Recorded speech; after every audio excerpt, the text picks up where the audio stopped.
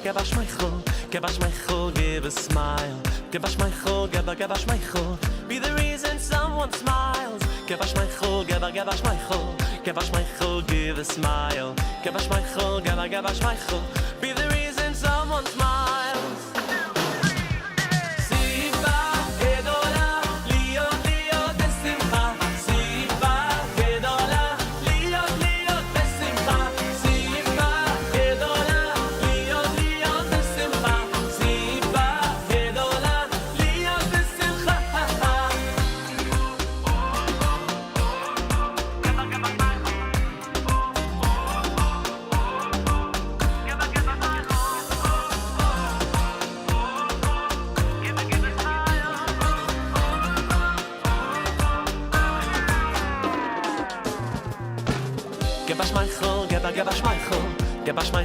Give a smile, give a schmeichel, give a schmeichel. Be the reason someone smile. Give a schmeichel, give a schmeichel, give a schmeichel, give a smile. Give a schmeichel, give a schmeichel. Be the reason someone smiles. Siva, gedola, lio, lio, desimcha.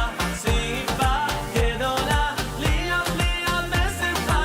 Siva, gedola, lio, lio, desimcha. Siva, gedola.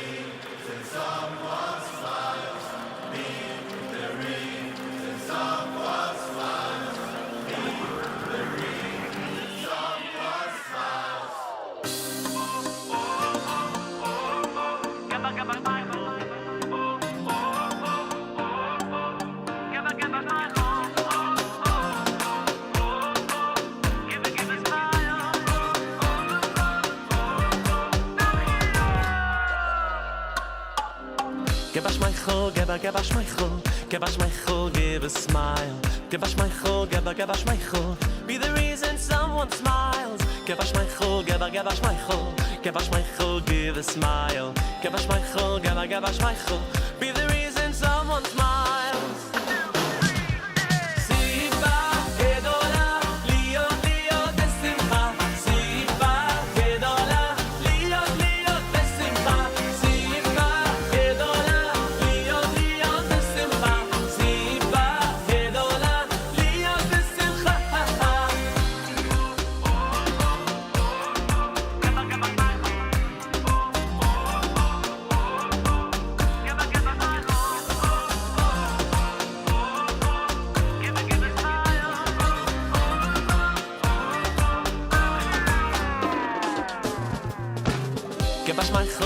give a schmeichel, give a schmeichel, give a smile. Give a schmeichel, give a schmeichel, be the reason someone smile. Give a schmeichel, give a schmeichel, give a schmeichel, give a smile. Give a schmeichel, give a schmeichel, be the reason someone smiles. Siva gedola, liot liot besimcha. Siva gedola, liot liot besimcha. Siva gedola, liot liot besimcha. Siva gedola, liot besimcha. Siva gedola, liot liot besimcha. Siva gedola, liot liot besimcha. Siva gedola, liot liot besimcha. Siva gedola, liot besimcha.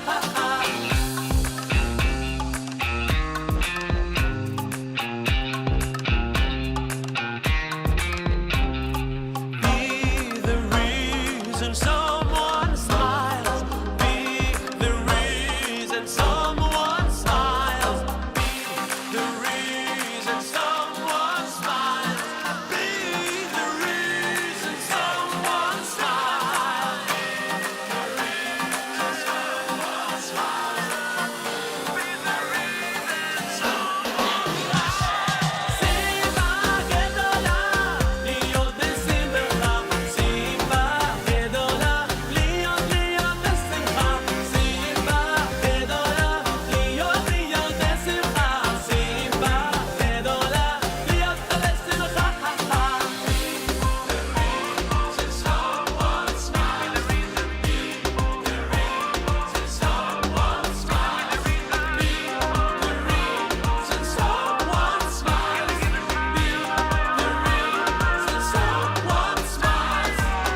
Be the reason someone smile.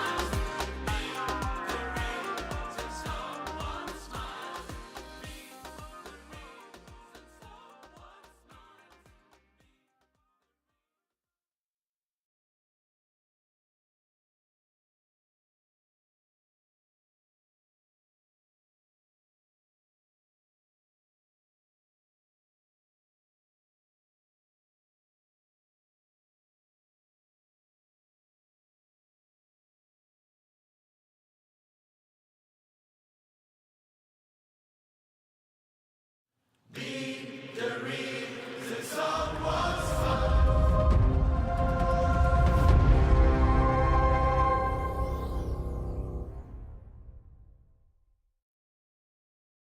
Breakfast with Elli.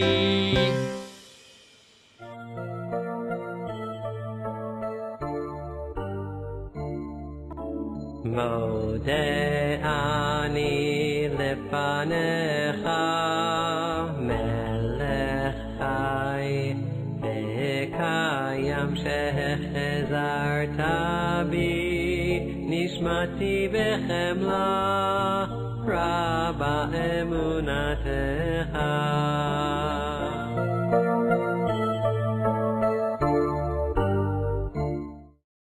He asked the Rebbe what the Nakuda of Chinuch in our times. The Rebbe answered that it was possible to be Mechanach Doiris with Yira. He says today you can only be Mechanach with Ahava. You tell me what month is the 8th month of the year? It's August. It's August. Spell it A-U-G-U-S-T. A-U-G-U-S-T. Count the days, 31 you'll see. August, August for you and me. It's August. Good morning and welcome to Breakfast with Elli. It is indeed the 21st day of August, a Monday, the 4th day of Elul, the year 5783, the year of Hakhel. The Torah portion is Teitzei l'milchama, HaYom Yom Shein l'Shabbos, the second day counting up towards Shabbos, be learning the second Aliyah. Good morning, how are you? Happy Monday. Yes. It is a little overcast outside, but otherwise it's 75 degrees and 76 degrees, and a little bit overcast, but otherwise a gorgeous day here in Riverdale in the Bronx. I hope it's nice where you are too, and if you're on the West Coast, I hope you are waking up to better weather. Yeah, it's a little rough out there. All right. Men and boys, take your 2 front sitters. Let's make a bracha. Baruch atah Adonai Eloheinu melech haolam asher kiddishanu b'mitzvotav v'tzivanu al mitzvat tzitzit. All right, everyone together. Al divrei Torah. Baruch atah Adonai Eloheinu melech haolam asher kiddishanu b'mitzvotav v'tzivanu al divrei Torah. Hareini mekabel. Hareini mekabel alai mitzvat aseh shel ve'ahavta l'reacha kamocha. I take upon myself every single day to love my fellow friend in a very special way. Torah tziva. Ay Torah tziva lanu Moshe morasha keilat Yaakov. Torah tziva lanu Moshe morasha keilat Yaakov. All right, now it's time to give tzedakah. Let's do it. Get your money. I put it in the pushki, the tzedakah box. I put it in the pushki, the tzedakah box. I put it in the pushki for someone else to keep. Yeah, I put it in the pushki, the tzedakah box. I put it in the pushki, the tzedakah box. I put it in the pushki for someone else in need. All right, now tzedakah has been given. Right hand over your eyes. Shema Yisrael Adonai Eloheinu Adonai Echad.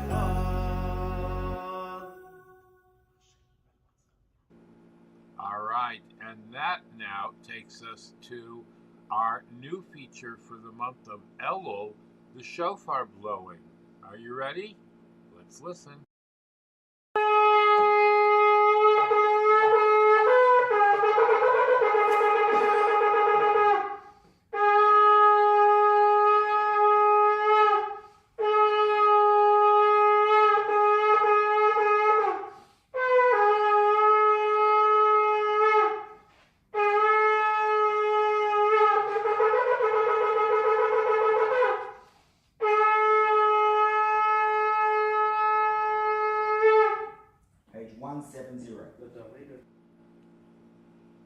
All right, and that now brings us to breakfast. Hakhel Biederman, Biederman. All right, I've got my coffee and my yogurt. I don't know what you have. CJ, you are just in time. Look at that. All right, coffee and yogurt. Bracha Hakhel, Borachato Adonai Eloheinu melech haolam, Hakhel nihya b'dvaroi. Coffee, blessed coffee. God bless you for being a friend. When the whole world turns on me, it's only you on which I can depend. I want to taste you in the morning and a few times throughout the day. Yes, a cup or two in the evening too. For me, it's the only way. Yeah.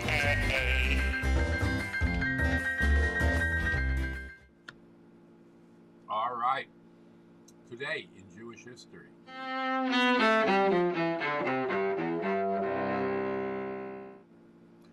right. It is Monday. The passing of Reb Meir Simcha HaKohen, the rabbi of Dvinsk in Latvia for nearly 40 years. He authored the Or Sameach on Maimonides' Mishnah Torah and the Meshech Chochmah on the Chumash. There's an extensive biography of him at Chabad.org entitled Who Engraved the Second Tablets? I implore you to read that. It's good reading. I'm actually printing out my copy now so that I can read it a little bit later. Okay? All right. Did this get sent? Yes, it did. Okay, very good.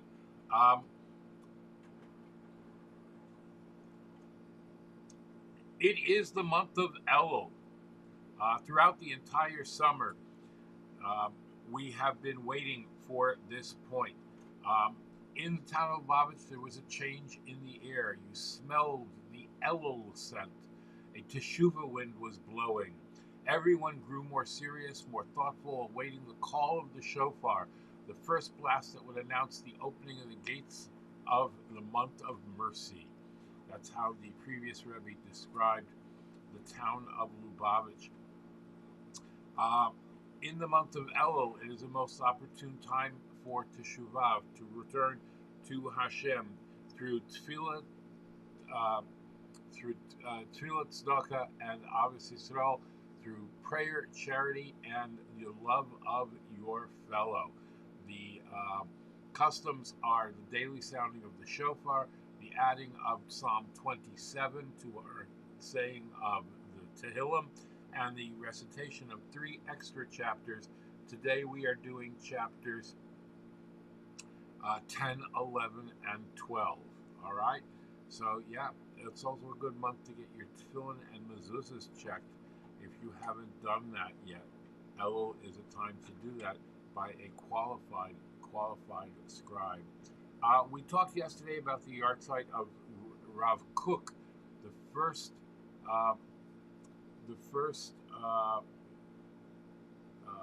official rabbi of the Holy Land, and Shlomo Carlebach had something to say about that. Just hurt me. I don't want to just get someone to cure my kishkes.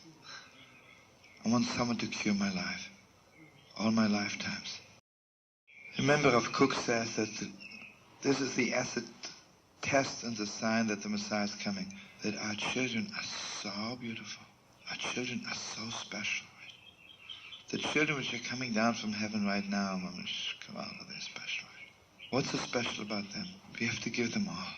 And I just want to bless you and me. There's so many children running around in the world, and sadly enough, their parents don't have the faintest of idea what all is. They think all means another check. All means another good time, having fun. And, you and I have to be God's messengers. And, we say, Rafa'eni Hashem, please God, you heal me. I want to be healed on a God level. When my kishkes hurt me, I don't want to just get someone to cure my kishkes. I want someone to cure my life, all my lifetimes.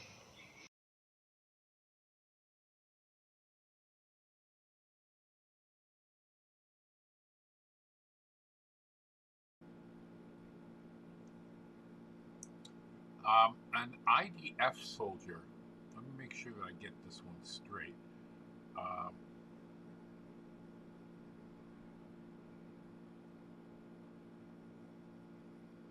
I don't have it here. Where is it? Yes. The Chabad Yeshiva of Vienna commemorated the passing of a Mossad agent who drowned in Italy 2 months ago. His identity is still a secret. There were over 20 siyumim of the Mishnah finished in his memory. He drowned 2 months ago, and the yeshiva in Milan, for nearly 3 weeks, the students invested day and night holding a review of the entire tractate of Avodah Zarah, which they learned during the year. After the closing trip, they took a day at Lake Maggiore with the purpose of refreshing the mind and body. After a short ride, they arrived at their destination, the island Isla Bella, right near the location where the agent's ship docked for lunch shortly before it sank.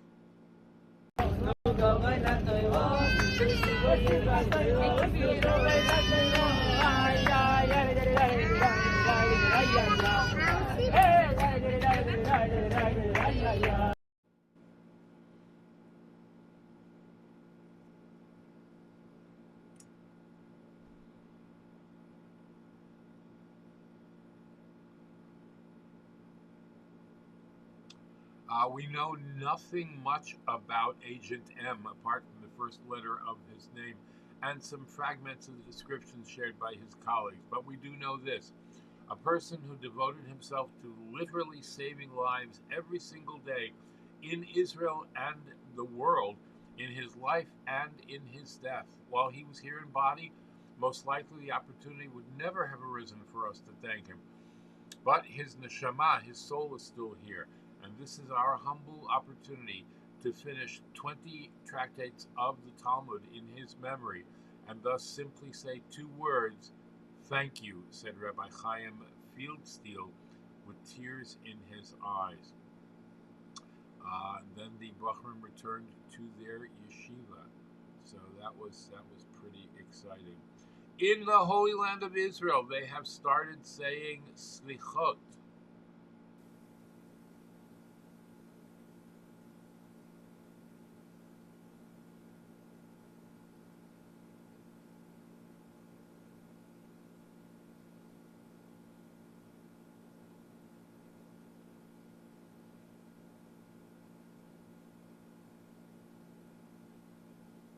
הנשמה לך והגוף העולך, הנשמה לך והגוף העולך שדומי לך, הנשמה לך והגוף העולך, רחמה לך.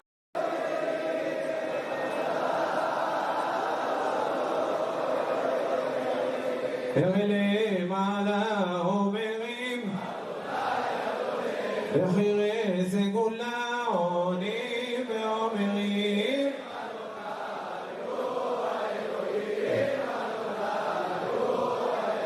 גלגלי מעלה אומרים, דגוליך, דן יעקב ובנו למען שמך.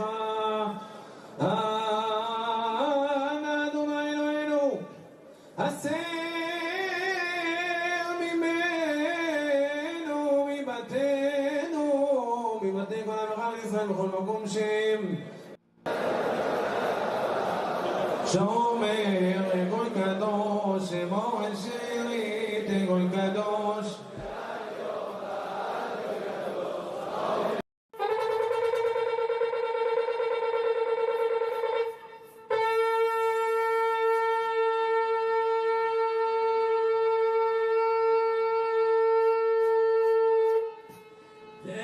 ותיעתרו ברחמים מן השמיים, לקומה צעקתכם, כי שמעה תפילתכם ברצון, ויענה כל עתירתכם, ויקוים בנו ובכם לטובה וברכה מקרא שכתוב: אדוני אלוהי אבותיכם יוסף עליכם ככם. All right, and that is how they do it in Israel. That's correct. That's how they do it in Israel. Those are the Sephardic slichot. Ashkenazim do not start slichot until the week before Rosh Hashanah, whereas Sephardic Jews say it the entire month. So that scene will repeat itself every single morning at the Holy Wall in Jerusalem and all around the world. All right, 60 days for Tefillah, 60 days for day 5.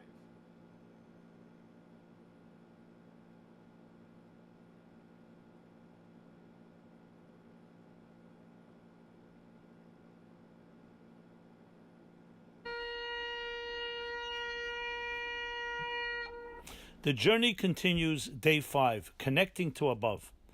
As we work on improving ourselves and our relationship with God, our relationship with our spouses, with family members, with others, with ourselves, a great big question arises, and that is, how do we deal with blind spots? While it's true we've been working on cleaning up the dust and freeing ourselves from old patterns and habits, but still blind spots blind us.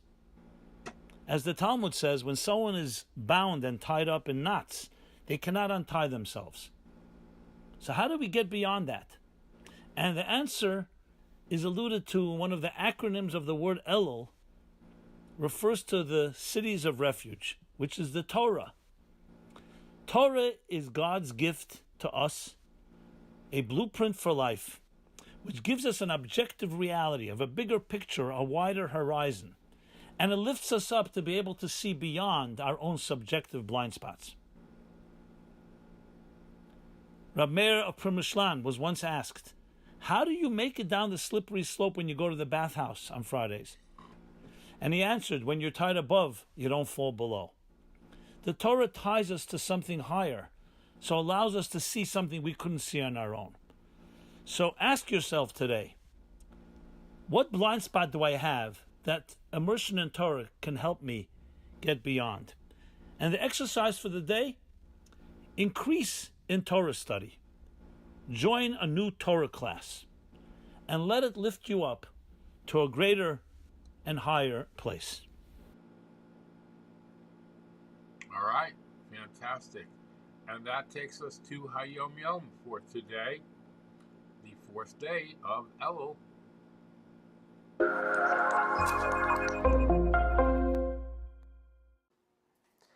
Everybody talks about being a mensch. So question, does being a mensch come natural?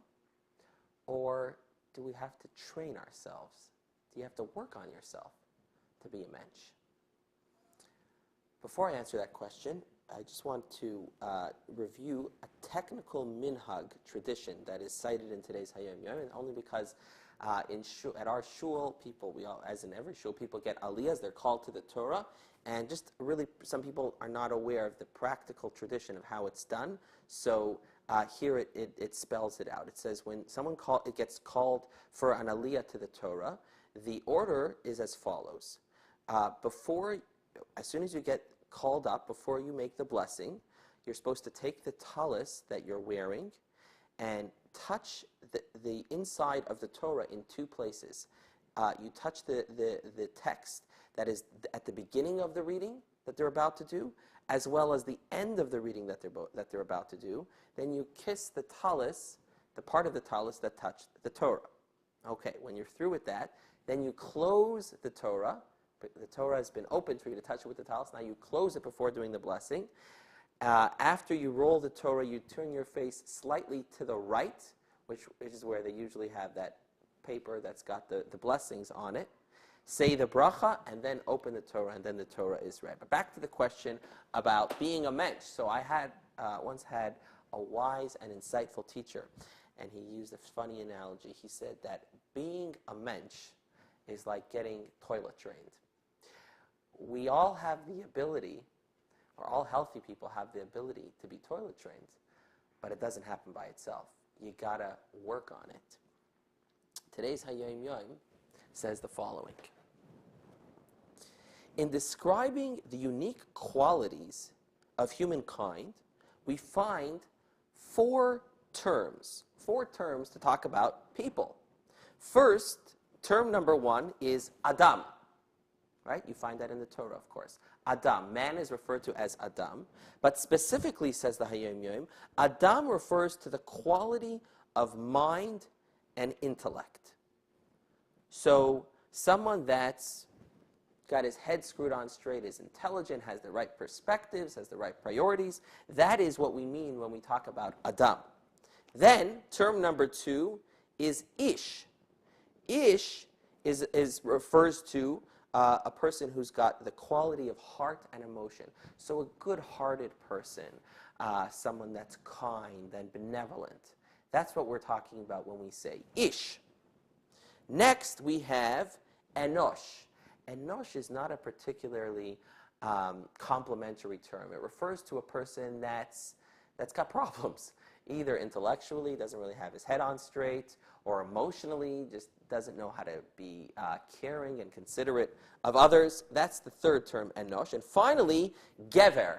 Gever is also a modern Hebrew word, but in this context, for person, but in this context, Gever is somebody who overcomes inner weakness and removes obstacles in order to attain intellectual or emotional quality. That is to say that the gever, the guy who's got these emotional or cognitive deficiencies, works upon the enosh to elevate him to the plane. The gever is the guy that's working, right? The person the gever is the person of improvement. So the gever, the person of improvement, works with the enosh, the person that's got the deficiencies, in order to attain the level of ish or adam.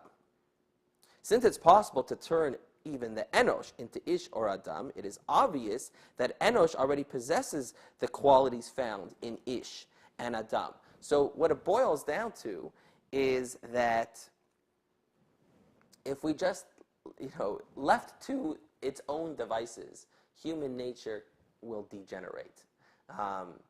Like with a little baby that's not taught to be trained, right? But what we can do is call forth the gever. That is the ability to work on ourselves and to train ourselves. And then you can be a mensch, you can be an adam, you can be an ish, you can be somebody that masters the highest qualities both intellectually and emotionally. Of course, the difference between toilet training and mensch training is that toilet training hopefully happens over a period of a few days, weeks, or months, and then it comes naturally to you. This service or this work, training yourself to be an adam or to be an ish, that is a training process that is a lifelong journey. All right. I'm satisfied with that. A lifelong journey. All right.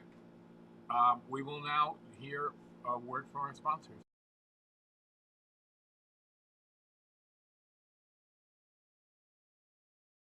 And now, a word from our sponsors. PestProRidol.com. PestProRidol.com. Trusted by the best to keep away the pests. We are offering COVID-19 disinfection services. Mention this ad and get 1 month free service. Visit us at PestProRidol.com. Tarzane Group. Micro, miniature, and small orchids. Go to tarzanegroup.com or call Tomas at 305-440-0565. That's 305-440-0565. And order today. Visit Tomas and Yair at tarzanegroup.com. Micro, miniature, and small orchids. Beautiful in your home.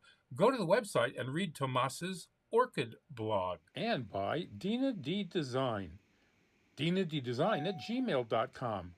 Fine artwork, custom made to your specifications, logos, wall hangings, Judaica, and you can even have something for your child's room.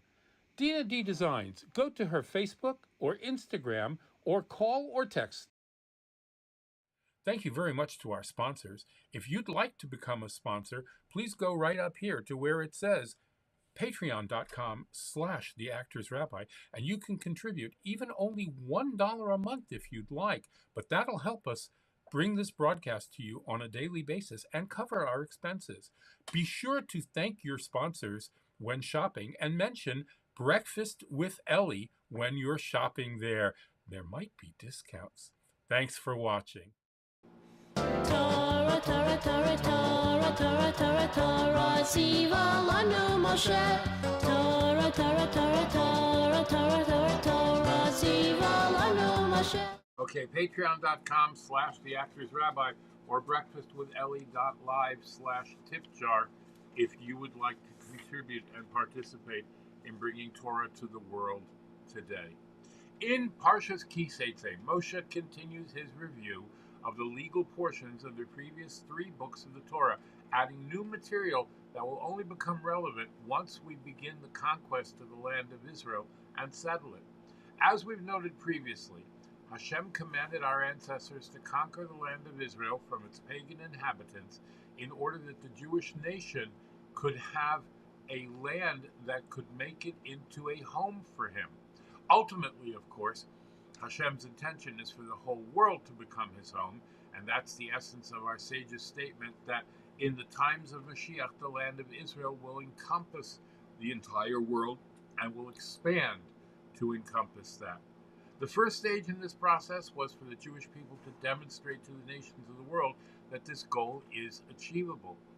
This necessitated us having our own sovereign state in which we could pursue this goal unhindered. In this land, special laws would apply, and unique commandments would be observed that would not apply or be observed anywhere else in the world. And we'll continue that tomorrow. It's a long thought that I want to explore. In the second Aliyah, commandments discussed in this section are the speedy burial of the deceased, returning a lost object to its owner, aiding a neighbor when his animal has fallen because of its burden, the prohibition against cross-dressing, and the obligation to send away the mother bird before taking its chicks or its eggs. Kan Sipur, as we talked about yesterday. All right, here's Shnayim Yomi for the day.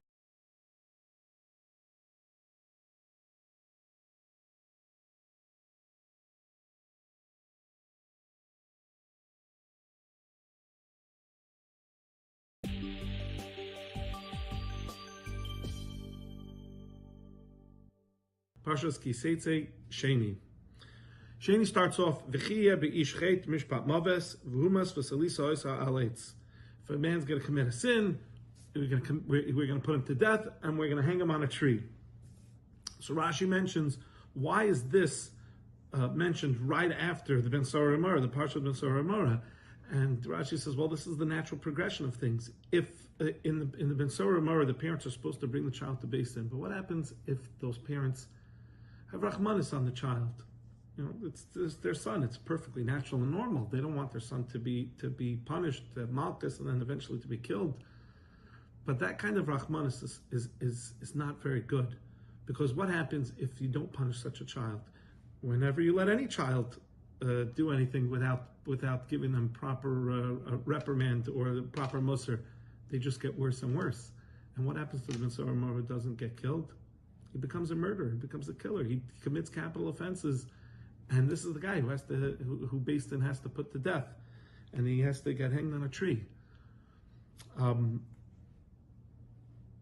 Then there's a little bit of an explanation. What does it mean? He's hanging on a tree. The pasuk seems to suggest that he dies by hanging. We know that's not true. We don't do any of that, but we do have skila, and Rashi explains that after skila they hang the body. And what they do is they stone him right before nightfall, and then they take the body down because it's a genai. Rashi says, because we're created in Hashem's image, it's a genai for Hashem's image, so to speak, to be hanging on a tree. So they do it right before nightfall, and of course they take him down, they bury him right away. Then the Aliyah continues, what happens if you find something, an animal that belongs to your friend or to another yid? You're not allowed to pretend that you can't see it, right? Very often that happens. If there's an accident, we all run away. I didn't see anything. I'm not a witness, right? But the Torah says you can't do that. You can't pretend that you don't see it. You have to take responsibility for it. It might involve a lot of work. And the Gemara says there are three examples of people who are exempt from this. One being a kohen, if the item or the animal is in a cemetery, kohen is not allowed to become tamei. If a Talmid Chacham or a very famous or distinguished elderly person, it'd be a little bit embarrassing for him to bend down, pick it up. Or the third example, if the loss is going to be greater than the benefit, right? Rashi says that's where we learn the rule: Kol davar sha'asav ha'ochel ya'asav ha'ochel. If anything that can eat, we let it eat. For example, if the animal produces milk, fur, something like that, we use it and we sell it, and that way it pays for itself. And anything that does it, then you're allowed to sell it. The Gemara talks about Rabbi Chanina ben Dosa, a very famous story, which just gives us a little food for thought, and I'll explain what I mean. Rabbi Chanina ben Dosa found chickens. The chickens started multiplying, and he just couldn't take care of the chickens. So he sold the chickens and he bought goats. And then the owner of the chickens arrived, and he was confused. He said, but I lost chickens. Rabbi Chanina ben Dosa says, yes, but now you have goats. Can you imagine Rabbi Hanina ben Dosa? He took care of somebody else's items so well that now the guy came back. He didn't have chickens anymore. He had goats, much more valuable. Also, the Aliyah talks about if you see an animal falling under a burden, right, then you have to help lift it. And we learn out you have to lift it, and we learn out two lessons, two very important lessons. Rashi, first of all, tells us, what does it mean? It means when the owner is loading the animal, and then the animal falls over, so obviously its packages have fallen over. It's our job to go over and lift up the animal and lift up the packages, because it belongs to somebody, it belongs to a fellow Yid. You have to help him out. As opposed to when we've seen this mitzvah before, we said if an animal is struggling under a burden, that's when the owner is taking things off. This Rashi explains is when the owner is putting things on. The second lesson that we learn that Rashi points out is that if you're going to go help this person, and the person says, "Oh, it's your mitzvah to go do it. Go ahead, you go do it. I'll just sit back and relax." Rashi says you're exempt.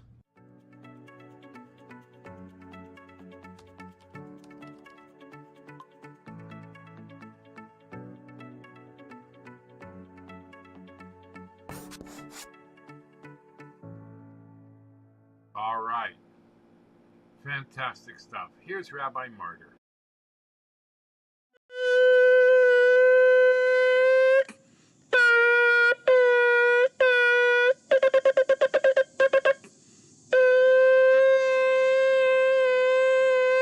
Boker Tov, good morning. We continue with our 3-minute daily dose of Torah, looking at the mitzvah of Shiluach HaKain, sending away the mother bird who is hovering over her eggs or her efrochim, or over her young chicks. We mentioned yesterday that the Mishnah in Brachot has a warning that you may not say in your davening, Al Kansipor Yagiu Rachamecha, that God may your mercies extend towards the bird's nest. So what is problematic with that? Why is that a problem? Gemara says that there's a machloket between two Amoraim, Rabbi Yossi bar Avin and Rabbi Yossi bar Zavida, and they give two different answers. One says the reason is because you create jealousy. Shematil kin'ah b'ma'aseh b'reishit. You create jealousy amongst the different creations. B'chad amar b'pnei she'oseh midotav shel HaKadosh Baruch Hu rachamim ve'einan ela gezerot. And the other says because you imply that God is about mercy, God's traits are about mercy, and they are only decrees. Wow. Okay, let's start with the first opinion. That's what we'll sit on today. That somehow you create jealousy amongst God's creations. Somehow, when you pray these words, if you say that God, your tender mercies reach out to the birds and the chicks that are in the nest, it somehow could be interpreted to mean that, yeah, God has special feelings towards birds. Birds are cute, whatever you're going to say, but God's not merciful to other creations. And somehow it's gonna create ill will. So it's a very strange opinion, is it not? Firstly, how many other are the dogs listening to our davening, and they're going to be upset about this? It's right. What is that? And is it true that and why would any species or anybody interpret this pasuk to mean that God is not merciful to other things? It happens to be talking about an example case. Maybe this is how the mitzvah is specifically carried out with a bird's nest, but doesn't mean that in other contexts in which you have a mother and child, you should be merciful. For example, there is a separate mitzvah of not slaughtering when you're coming to kill an animal, not to slaughter mother and child on the same day. So it's pretty clear that God has some mercies for these other animals. Well, again, we'll have to play that out a little further. But that is the first reading. That the problem is praying this way somehow could just create confusion. But it's true. It's not a falsehood to say this. It just creates ill will amongst the species. But what is this other opinion? The other opinion which says that you're making God's midot, God's traits, rachamim, and they're only gezerot. It's mercy and they're only decrees. That we need to unpack. So think about that if you could today, and tomorrow we'll try to make some sense out of that together. Have a great day. All right, Reb Zusha is here.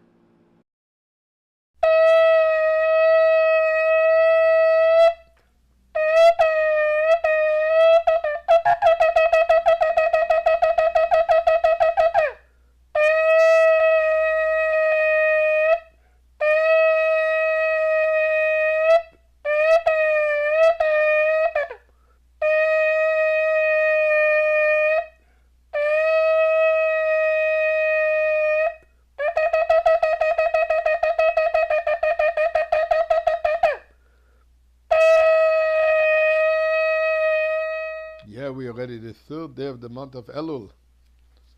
Gimel Pan Chazaka. We're well into it, so let us all give some tzedakah, more than usually. Let us give 2 bills, and let's discuss actually the month of Elul. For 50 days, starting from Rosh Chodesh, that means that we started it on Friday, until Hoshana Rabbah, we recite every day an additional Psalm 27 called the David Hashem Ori, the David Hashem Ori, meaning to David, God is my light and my salvation. In fact, the earliest mention of this custom seems to be in the Sefer called Shem Tov Katan by the Kabbalist Rabbi Biederman ben Ish Kohen, which was published in the year 1706. And he writes that one who recites this psalm in a state of holiness, purity, and great concentration, he will have his prayers answered, and that it has the power to nullify divine decrees. It's a time of divine mercy. As we know, Moshe Rabbeinu went back for the 3rd time to plead for the forgiveness of the golden calf from Rosh Chodesh Elul to Yom Kippur, and that's when he came back with the godly promise, V'salachti kidvorecha, God has forgiven us. So the general premise is that we recite it as long as we are being judged for the new year. Thus, some have the custom to say it until Yom Kippur, the day when Moshe Rabbeinu secured complete forgiveness. However, others continue until Shmini Atzeres Simchat Torah. Chabad custom is to recite it until Hoshana Rabbah, because that is when the judgment is actually sealed.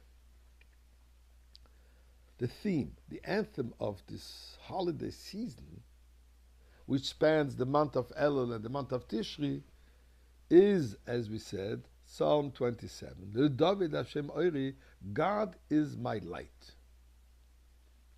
What is the purpose of light?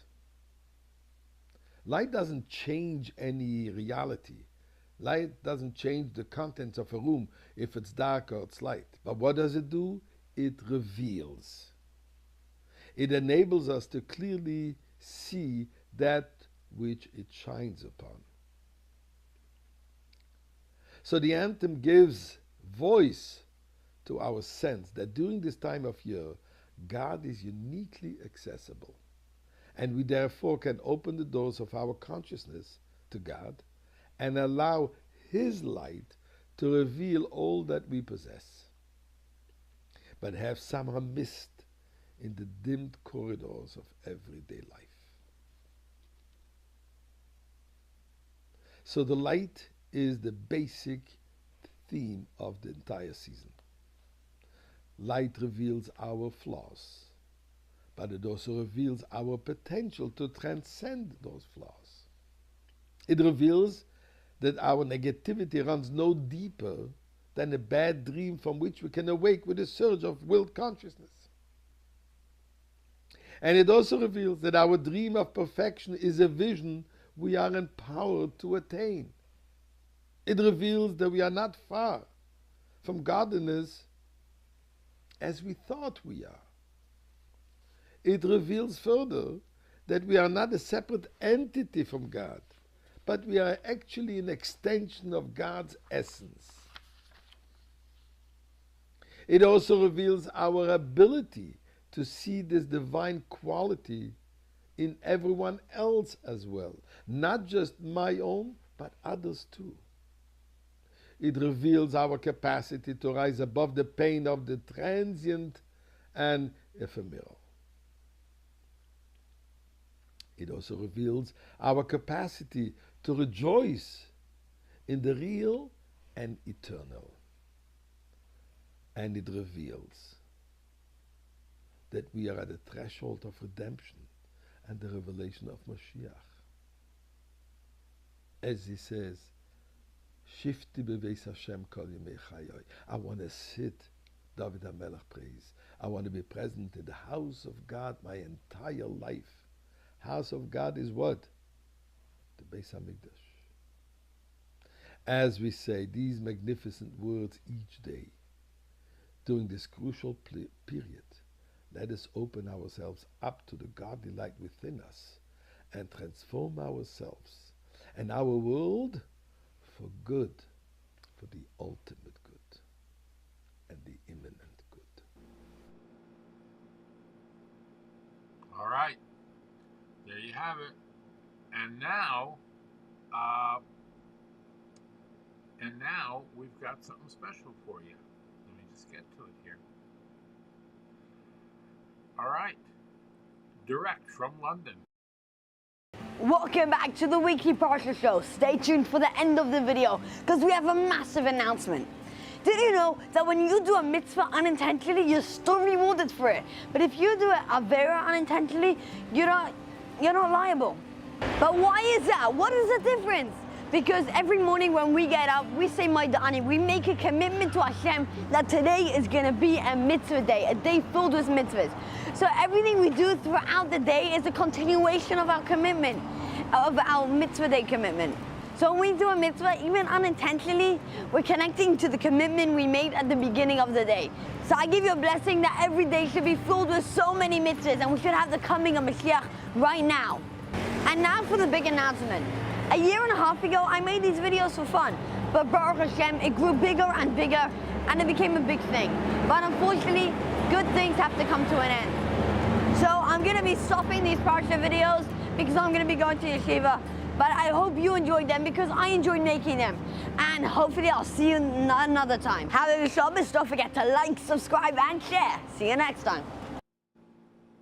But we do still have the ones that he made previously, so never fear. All right, Rabbi Shai Amar is with us today. In this week's Torah portion, the Torah speaks to us about a special mitzvah. Our sages teach us there is one mitzvah which is hard and another mitzvah which is easy, which both of them, in both cases, God promises us a reward of long life. Which are these mitzvot? The mitzvah of kibud avaim. Respect your father and mother. That's a hard mitzvah. And then you have an easier mitzvah, which is the mitzvah of shiluach hakan. A person is walking in the street and suddenly, ki kareh kan tzipor, he sees a nest. And in this nest, there are eggs or chicks.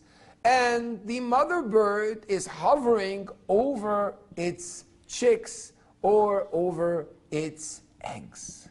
At that moment, you have a mitzvah to send the mother away and to take the eggs or the chicks. The Zohar Kadosh teaches us that something very special happens in heaven when you do this mitzvah. When you send the mother away from its nest, it starts crying. And then when it cries, it says, where I've been sent away from my nest.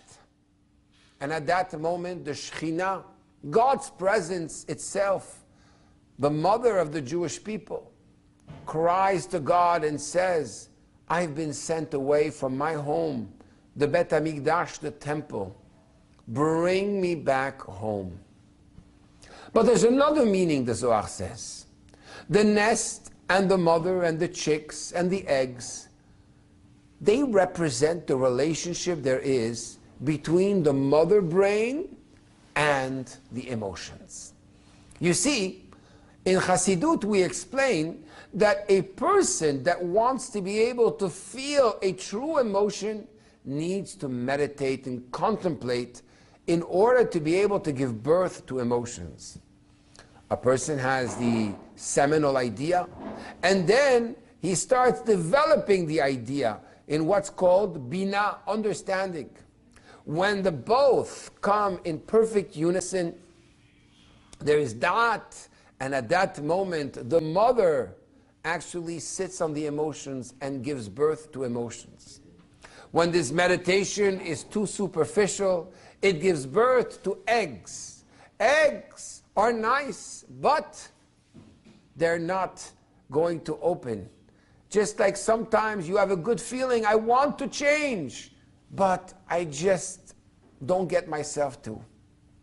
And then it gives birth, another level is giving birth to chicks. The chicks are small, but they can't really fly by themselves. They still need their mother. This represents the fact that you gave birth to an emotion that has a little more vitality, but is not going to last, and therefore your actions will not change.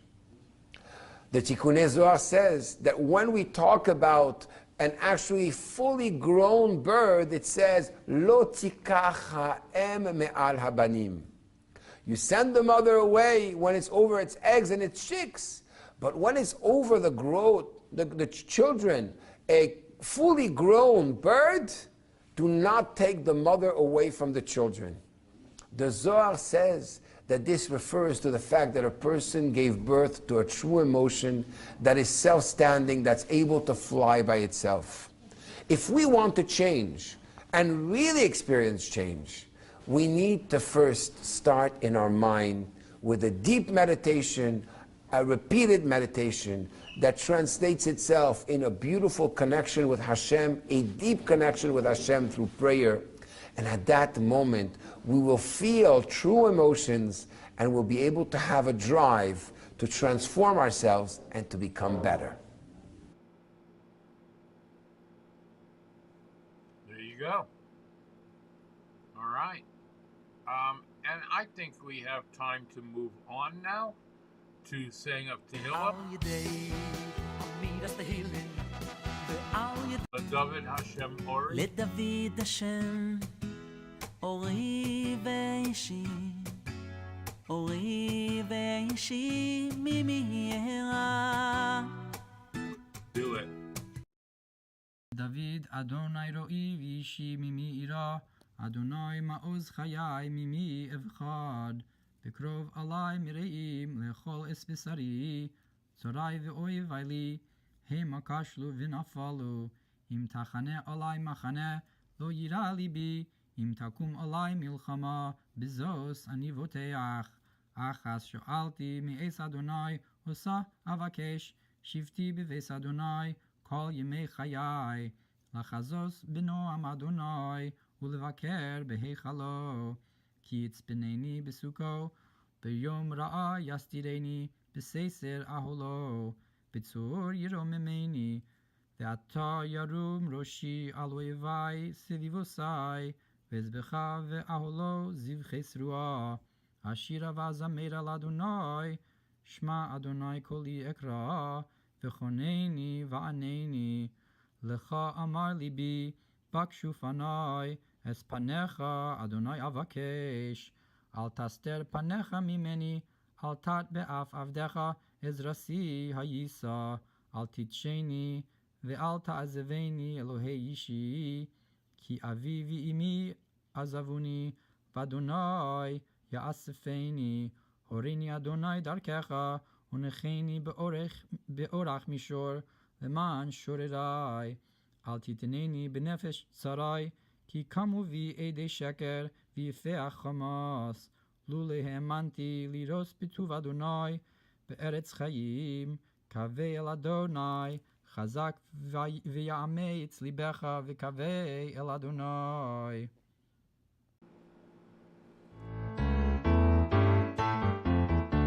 שמע לישראל ושמחתי וימנים לי ויסעלינו יני אלי אוים דייסו יורע אלינו בשערייך ירושלים ירושלים הבנויה כאיש אפור עלייך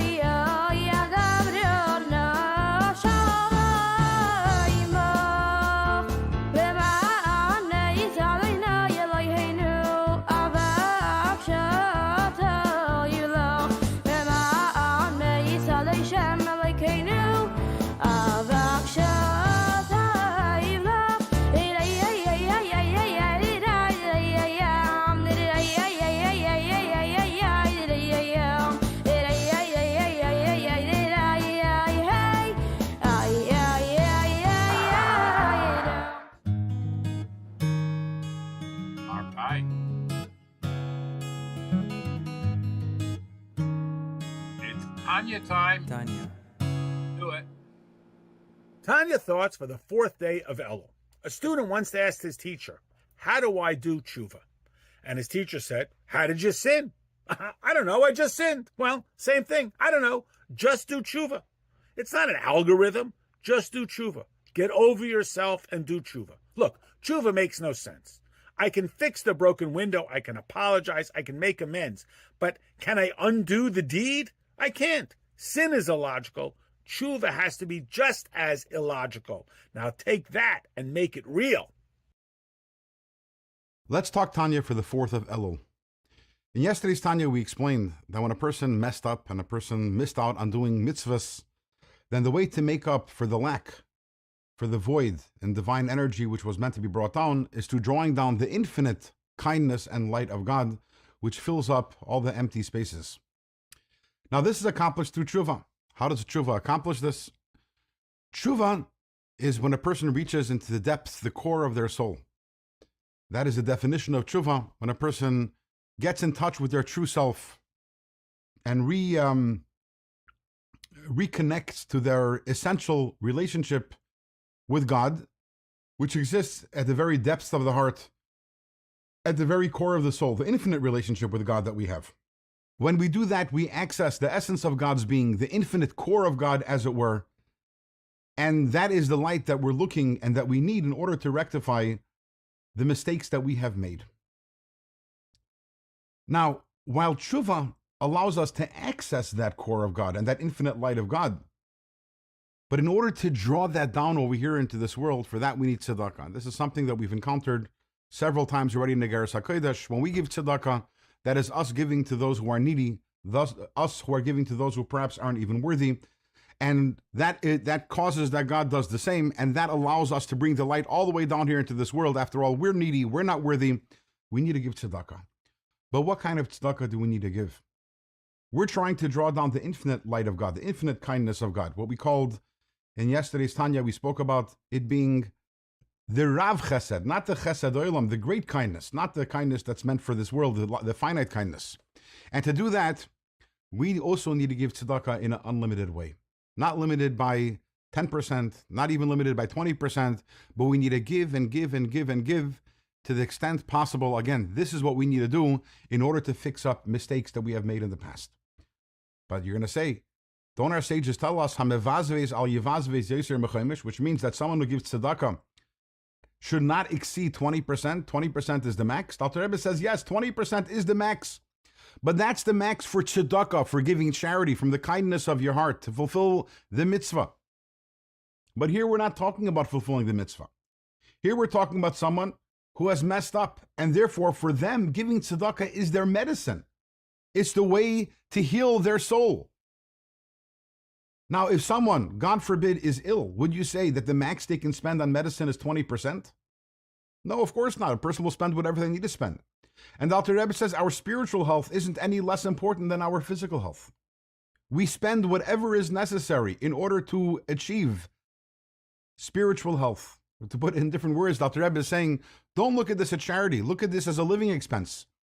And the living expense for someone who has messed up in the past, the living expense is giving charity and giving unlimited charity. Obviously, we can't give unlimited charity because we don't have an infinite amount of funds. But at the same time, we're not limited by the Torah prescription of 10%, 20%, which again, that is 10%, 20% is for the tzaddik, for someone who wants to draw down the chesed olam. But for us who want to draw down the Rav chesed, because we needed the tshuva, for us we give tzedakah without any limits. In tomorrow's Tanya, we will wrap up the discussion. We're going to finish this chapter, and we're going to return to the opening verse of this chapter. Chaste Hashem ki leisamenu ki lichalu rachamav. If you recall, we asked a few questions on that verse, and we will answer those questions.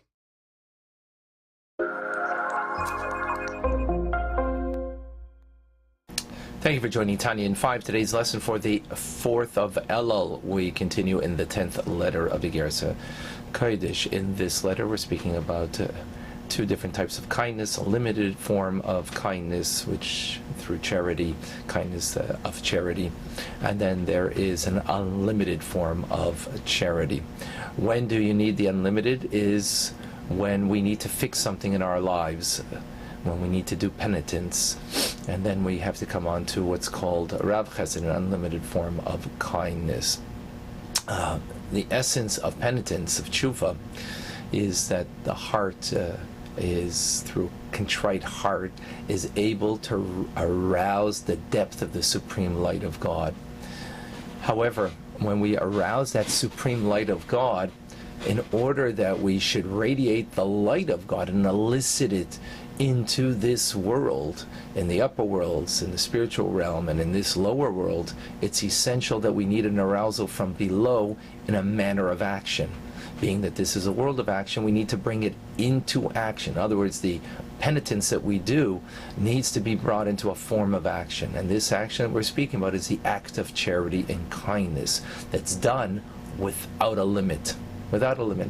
And this is the idea of Rav Chesed, an abundant form of kindness. That comes from the word Chesed, is the word Chas Dalis. Chas means to have compassion, to have compassion, to give, and Dalis means for those who are poor and destitute, who have nothing of their own. And giving in a way that you're compassionate, giving without limit, without measure.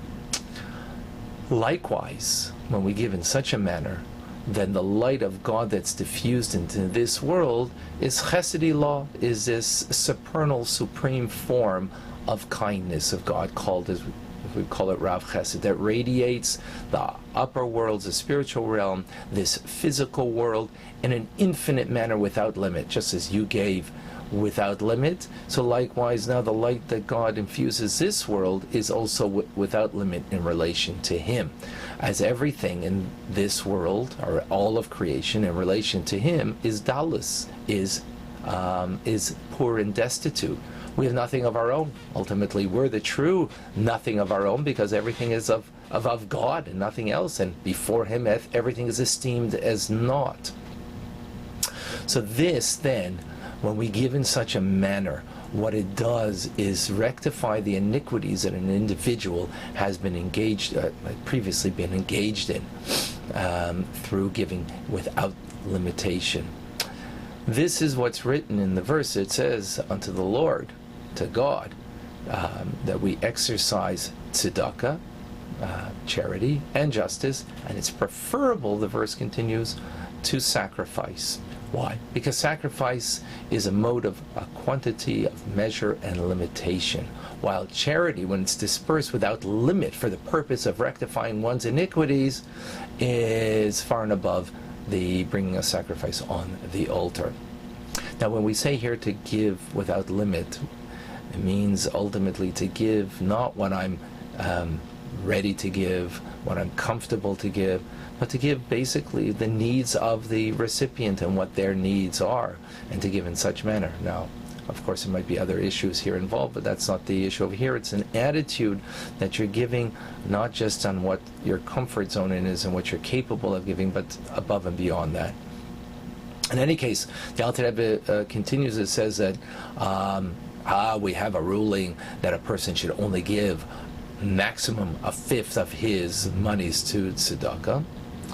So the Alter Rebbe says that only applies to a person who has not sinned, or to a person who's rectifying his iniquities by means of self-mortification, fast, something that we've learned previously, and as a result, then the person only gives up to a fifth. However, if a person needs to remedy his soul, surely the healing of the soul is not at all inferior to the healing of the body. And when it comes to the body, when we're ready to spend all kinds, much more than 20% of our monies to actually gain physical health, then spiritual health we should be also ready to spend much more than the 20%, whatever it takes, in order to bring healing of the spirit, of the soul. So therefore a person will give even beyond the 20%. And that is Tanya 5. Thank you for joining. All right. Fantastic. Here is now Pirkei Avot.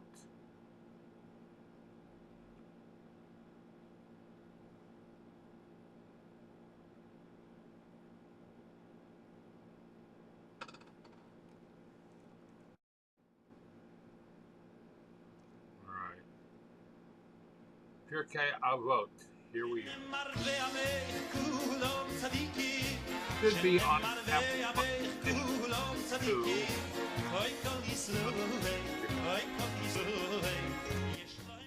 Welcome to the first Mishnah which we are learning in our series on Pirkei Avot, the ethics of the fathers. You'll find it in the Green Siddur on page 524 and in the Koren NCSY Siddur Tribe edition, this one over here, on page 749. Now, in our introductory video to Pirkei Avot, we explained why we read this tractate, how it has so many of the fundamentals of what it means to live as a Jew and the daily decisions which we need to take. In this video, we will study the first part of the section of Pirkei Avot. Now, when we recite Pirkei Avot in Shul on Shabbat afternoons in the summer, or in fact, not just in Shul, it's during our Shabbat afternoon prayers during the summer between Pesach and Rosh Hashanah, we study a chapter a week and we introduce it with a preamble which reads as follows: Kol Yisrael yesh lahem chelek le'olam haba. All Israel have a share in the world to come, and I'm using Rabbi Lord Sachs's translation here. Shine Emar, as it is said, Va'amech kulam tzadikim. Your people are all righteous. Le'olam yirushu aretz. They shall inherit the land forever. Teitzei mata'ai. They are a shoot of my own planting, says God. Ma'aseh yadai lehitzpaher. A work of my hands that I may be glorified. And this, I think, is a very beautiful introduction for Pirkei Avot, because it says this is something which any Jew can tap into. And any Jew, wherever they may be, whatever their background might be, we hope is able to learn and live the lessons of Pirkei Avot. And by doing so, and the actions which they thereby perform, they show that they are part of the community of Am Yisrael, of the Jewish people. And that's, I think, a very beautiful and warming thought, and also one which demonstrates not just the significance of Pirkei Avot, but its ongoing relevance to every Jew, I would suggest, throughout the ages. It's not about specific legal situations or specific legal discussions. It's about the values which underpin the way we live as Jews, where we've come from, and where we should be going to. And the first Mishnah puts this into context for us. This is chapter 1, Mishnah 1. The Mishnah says as follows: Moshe kibel Torah mi Sinai. Moses received Torah from Sinai. Again, I'm using Rabbi Sachs's translation. Tzara li Hoshua, and handed it on to Joshua. V'Hoshua liskenim. Joshua handed it on to the elders. These were the elders who were around at the time of Moses, and then elders were around in his generation and Joshua's generation as well. Uskenim l'Neviim. And there's the Kenim, the elders, senior members of the community, to Nevi'im, to prophets. Prophets being people who are spokespersons, as it were, for God. They're not a Nostradamus-esque figure, but they are spokespersons for God. Isaiah, Jeremiah, Ezekiel, and others, just to give some examples of the biblical prophets, who gave messages from God to the people. And the Nevi'im, the prophets, passed on Torah to the men of the Great Assembly, a group of 120 scholars which existed over a number of centuries towards the end of the biblical period and even slightly after the end of the biblical period as well. And they, as we will see, were critical in passing on these values and the framework of Jewish life. They said three things. Hevu matunin badin, be careful in judgment. V'ha'amidu tamidim harbei, and raise up many disciples. V'asu siyag la Torah, and make a fence for the Torah. Now, the Anshe Knesset HaGedolah, I'm just going to focus on them very, very briefly. The Talmud tells us, the Talmud is the main work of Jewish law and ethics. The Talmud tells us that they instituted, for example, brachot and havdalot, the concept that we have in Jewish life of saying brachot before performing a mitzvah or before enjoying something such as food and drink. And when saying a bracha, saying a blessing, one is not only focusing on what one is about to do, but one is also thinking again about how things come to us from God. They don't just come because of the work of our own hands. The saying brachot helps us become more sensitive, more thoughtful people. And that's an example of the values of this Mishnah and the entire Pirkei Avot, which go all the way back to Mount Sinai.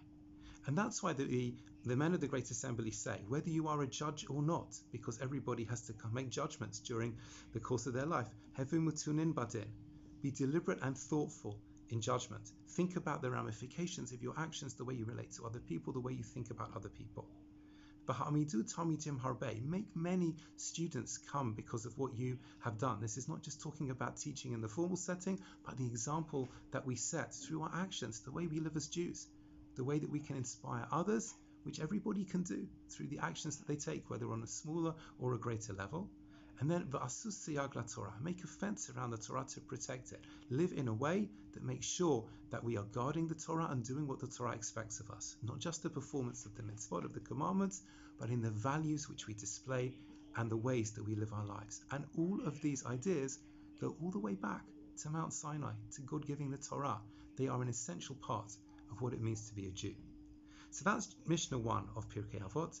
I hope you found it a good introduction to the coming material, which I hope you'll also watch in the videos which will be posted on our site. And I hope you will continue to benefit from Pirkei Avot, and I certainly do every time I'm fortunate enough to learn it or be able to teach it, with new ideas and new perspectives always coming up. Have a great day. All right. Sefer HaMitzvahs of the Rambam. No, it's not impossible that Rebbe did say.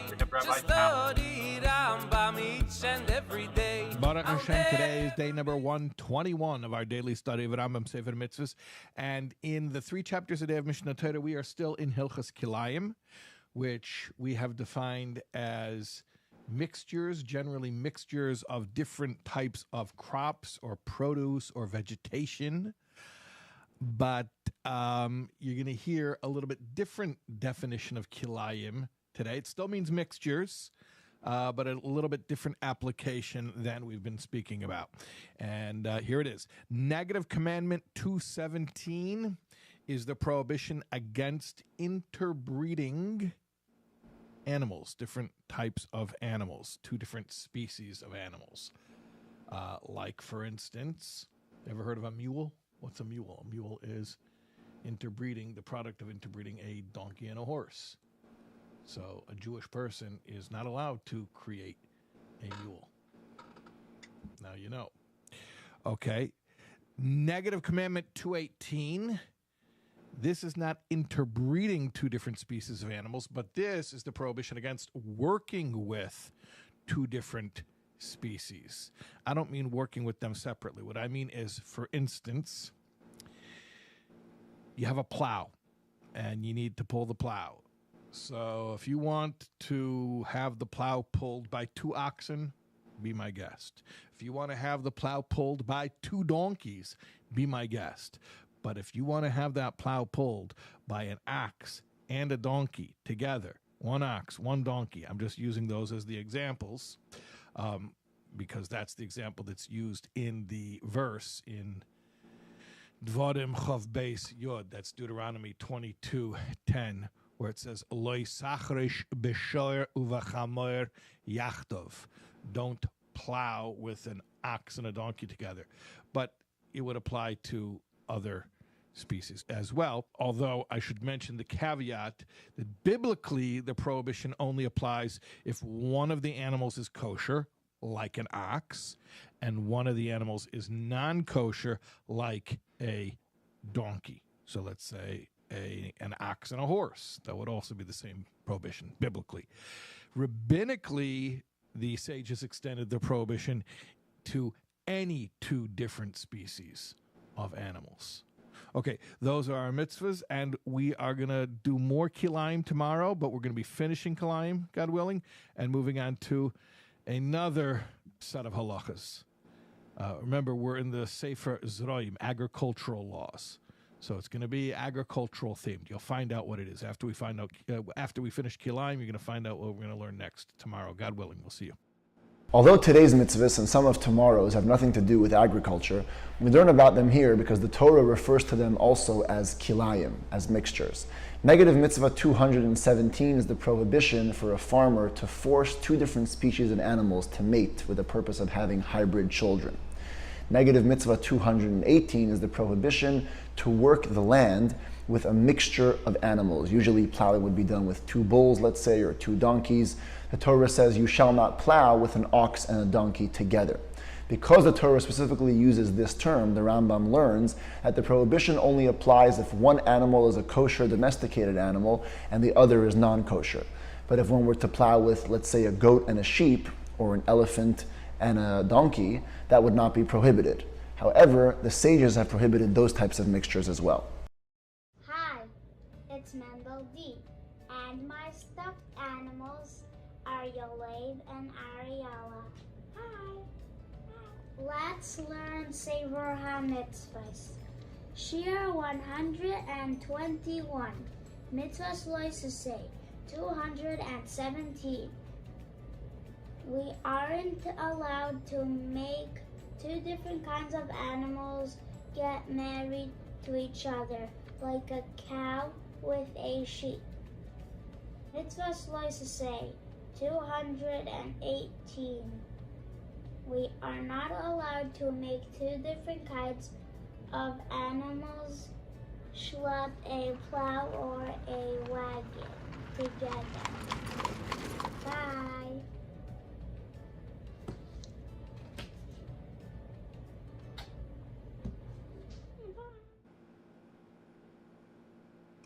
Absolutely adorable. All right, matters of Mashiach.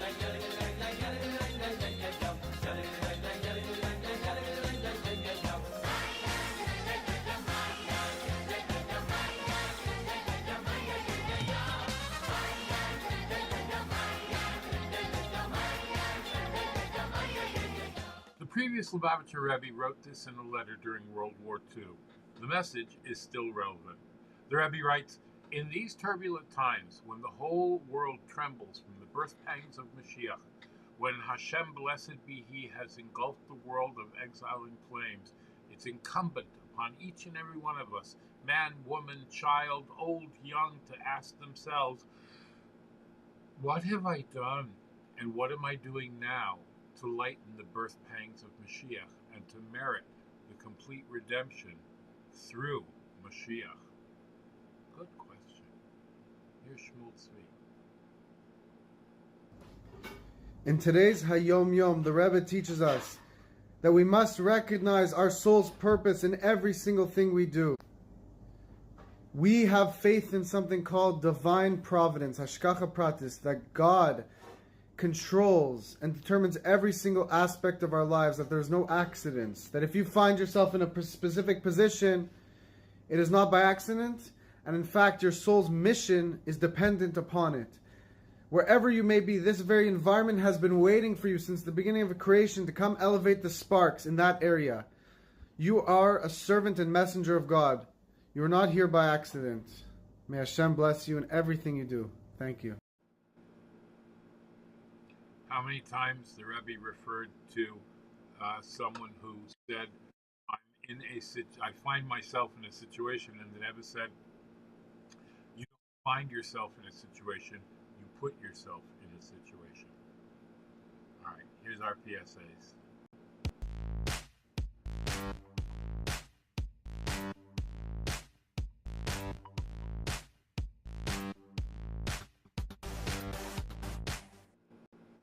There must be a bar park fully prepared for Shabbos.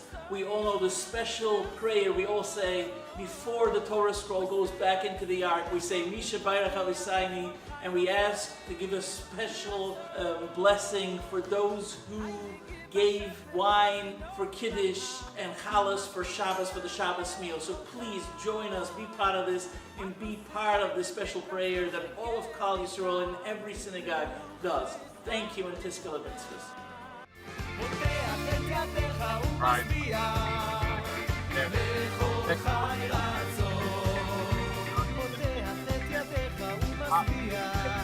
Rockland County is tomcheyshabbos.org. In Lakewood, tomchey.org. Achi Ezer is there to help you out at 516-791-4444. 516-791-4444.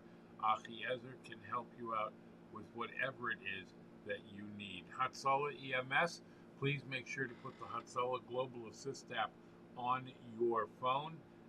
And Miss Askim, in times of bereavement, Miss Askim is there to help you navigate. All right, just one stop is there to help bring our children, our teenagers, our youth back to the beauty of keeping one Shabbos at a time. You know what? This should be moved over somehow. All right. If you are, God forbid, crime in progress, call 911 immediately. And while you're out and about, continue to wear that mask, please. Wear a mask. Is this really much to ask? Tie some fabric around your face. And your booster shots, and let's bring some to the Rebbe. The exile of the Shekhinah was a painful reality of desperate urgency. To the rest of us, well, we have others. Again and again, the Rebbe struggled to bring us his perspective and to place the responsibility to change the world firmly in our hands.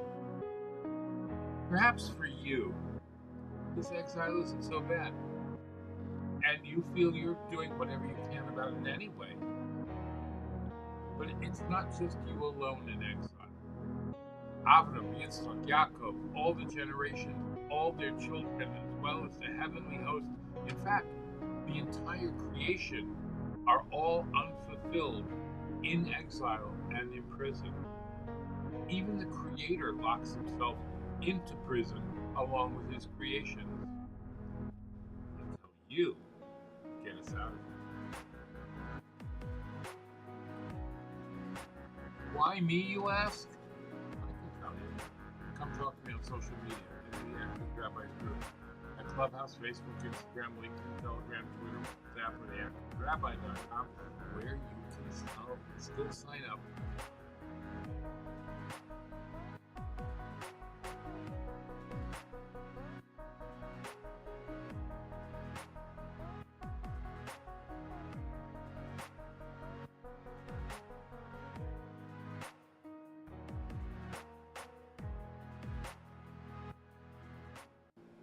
Baruch ato Adonai Eloheinu melech ha'olam boirei nefashos rabois v'chesronan al kol ma sheborasa lachayos boem nefesh kol chai baruch chai ha'olamim.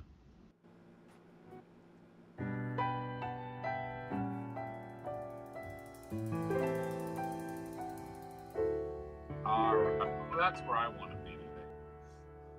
Thank you for being here. Thank you for being here. Dr. Spitzer, Bracha, Biederman couldn't do this without you. If you'd like to participate, go to patreon.com/theactorsrabbi or breakfastwithelli.live/tipjar and contribute today. Mandy Werdiger, one of Mordechai ben David's children, is going to be singing today, and he's going to be teaching us Chaverim. Is that what the... Yeah. All right. I know that you will like this because I like it, and whatever I like, you like. That's just how it works. I don't know. I'm being silly. It is Monday. Go out and do something good and something nice for someone today. In the words of Rabbi Isaac Hamler, have affection for a fellow. Hashem will have affection for you. Do a kindness for a fellow. Hashem will do a kindness for you. Draw a fellow close, and Hashem will draw you close to him. Go out there, make it a great and glorious day, and I will talk to you tomorrow. Be the reason someone smiles.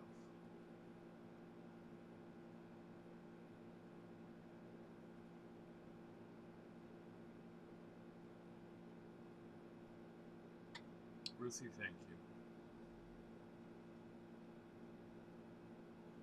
All right, let's get this. Ani hoy lech besimcha, leves hakneses besimcha, lavodes boyri besimcha, yizbarach shemoy besimcha.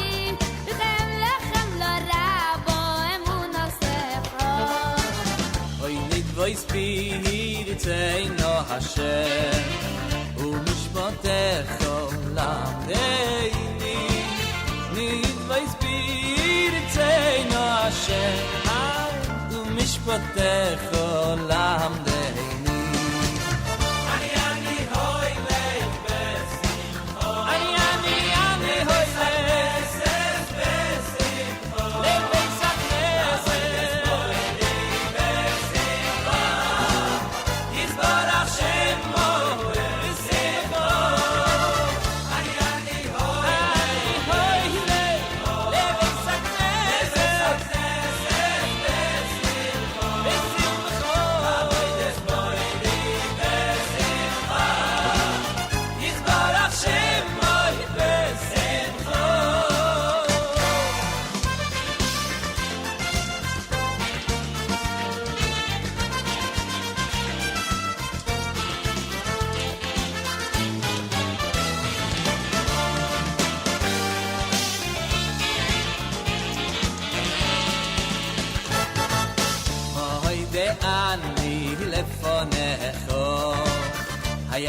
ay melech chai bekayom shechezarto bi nishmasi ay bechem rabo emunosecho oy nidvois Teitzei Hashem u'mishpatecho lamdeini nidvois Teitzei Hashem oy u'mishpatecho lamdeini